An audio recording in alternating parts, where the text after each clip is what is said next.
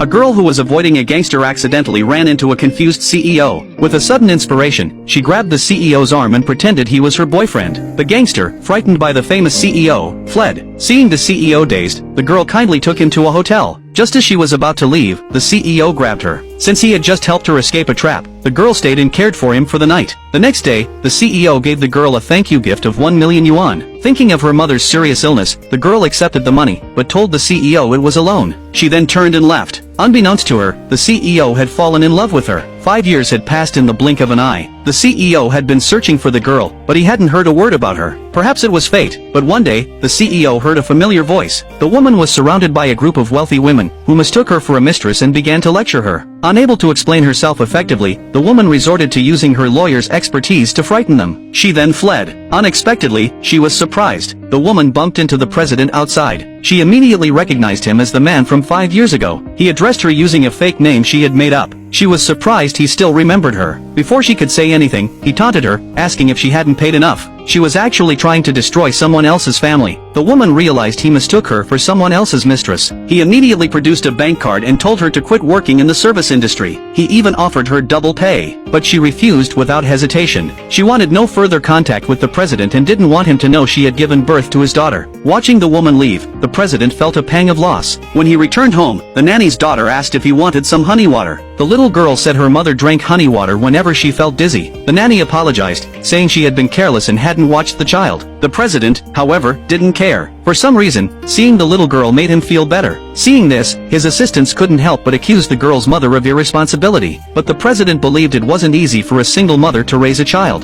The nanny told the president that she had fallen seriously ill 5 years ago. The girl's mother had been unable to spend time with her to earn money for her medical expenses. The president's mind was suddenly filled with the woman's image. He had no idea that the little girl was his and the woman's child. At this point, the president received another call from her grandfather urging him to get married. Helplessly, the president arrived at the meeting place on time the next day. Unexpectedly, upon arriving at the restaurant, he saw a greasy man harassing the woman. The president mistakenly thought the woman was serving a new customer. He immediately gave her a bank card and asked if she would do anything for money. The woman found this amusing. She angrily rebuked the president, saying that what happened 5 years ago wasn't a reason for him to humiliate her now, and that she was now capable of earning her own money. The president gave the woman a meaningful look. He then offered her double the price to get her to leave those greasy men. The woman told the president that double was unnecessary. They charged 500 yuan per hour for consultations, and charging more would lead to gossip among colleagues. The president's misunderstanding of the woman was evident. The situation deepened. Although the president was furious, he still tried to understand the woman. He thought she must come from a poor family to do such a job. So, the president immediately offered to pay the woman 500,000 yuan a month and told